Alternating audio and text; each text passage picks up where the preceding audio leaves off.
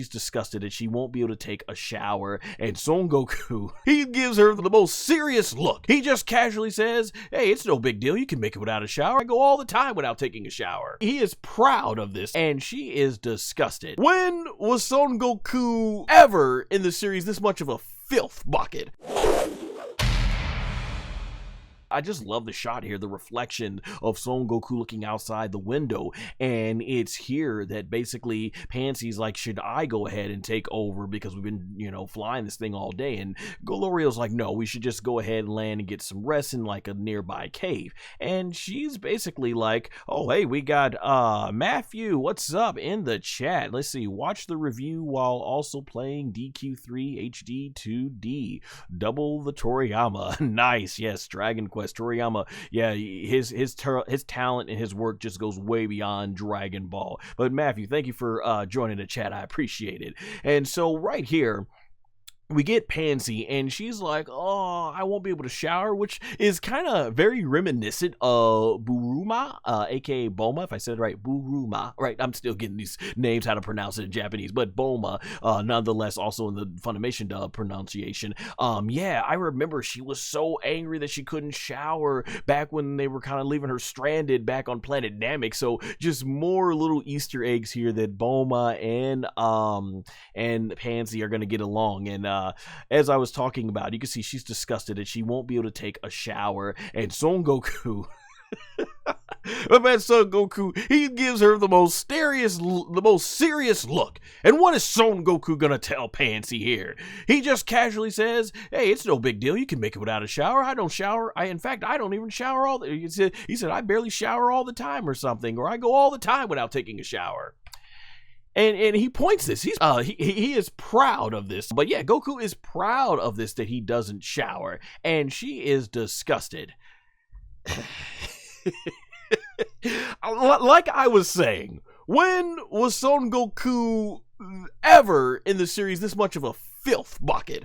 I know, and it may have been filler a lot. There's been times we've seen in the Room of Spirit and Time, aka the Hyperbolic Time Chamber. There was the filler after the Majin Buu arc where him, Goten, and Trunks, I think, were doing something outside in terms of bathing. We've seen over the years Goku taking showers in the series, so it's like I don't know, but this is obviously being played up for gags and stuff.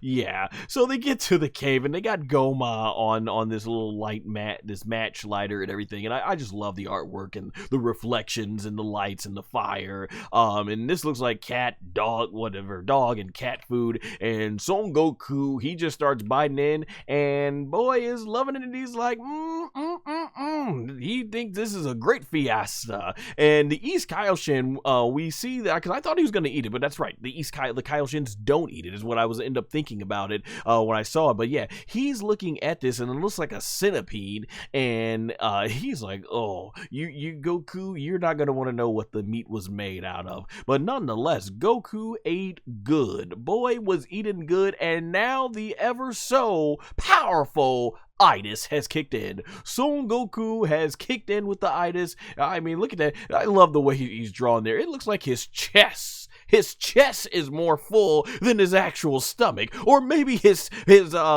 belt is so wrapped around tightly in his stomach it's pushed all that food up to his chest. So I thought this was interesting. I love the backgrounds and just seeing all the little details you can here. Like, look at Goku, like he's buried in the food over there. Meanwhile, everyone else is kind of cool. They got their water and stuff, and I just love that all three of them are like, is this boy for real? Is this boy for real? Not a care in the world. Like, man, this is just some of that great Toriyama humor. And we get here more so, Panzy, she's trying to get a little bit more out of Glorio, who once again is staying very mysterious. And she's like, come on, you don't got anything else to say. And we find out here she's even disappointed because she feels like Glorio's all good looks but nothing else with it, since he's not gonna, open himself up more and everything. And even the East Kaioshin, he still has his suspicions, and Glorio's like, basically, it really doesn't matter. What does it matter,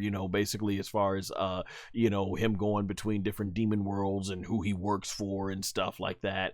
And he conveniently gets up and says, all right, now it's time to get some shut eye and everything. And we end up seeing the fires burned out and everyone is sleeping. Just look at Panzy right there. What is that, like was that kind of like a onesie, a demon onesie and everything that she's sleeping in, or her version of a sleeping bag? Goku still wide open, like even in sleep he doesn't care. And you got the East Kaioshin sleeping, but where's Glorio?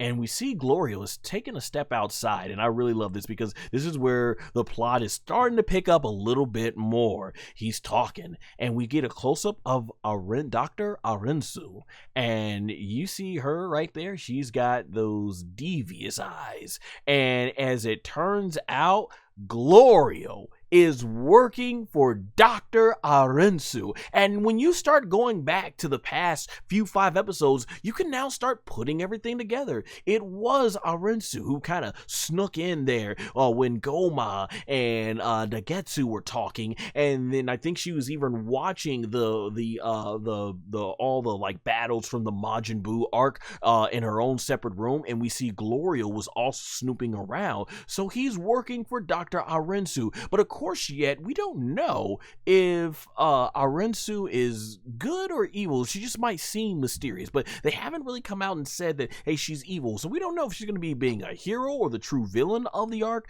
I definitely think so far she's one of the most favorite in terms of characters, like just the mysterious of her, like her story.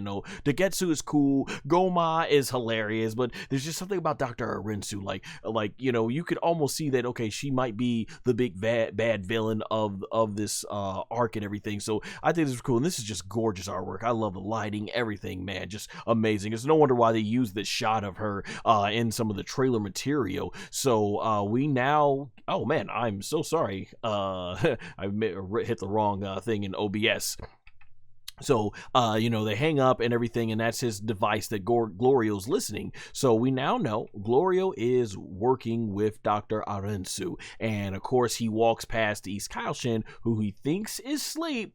But nah, East Kaioshin was listening. I wonder, does those 20 years allow him to hear a lot like a mile away, like Piccolo can? After all, we just found out that the Namek Saiyajins, aka Namekians, and the Glindians, I think if that's how you say it, they are all from the demon realm. So I guess it's not too far fetch and everything. So I really love this detail that East Kaioshin was listening and was playing dumb. Hey, I'm gonna be honest. This was me as a kid, as a Christmas. I remember sleeping and everything, and I pretend like, I was asleep, and my parents would be walking around putting all the stuff under the trees, and then when I heard them go back upstairs and everything, my eyes was open. I'm like, gotcha, I knew there wasn't a Santa Claus.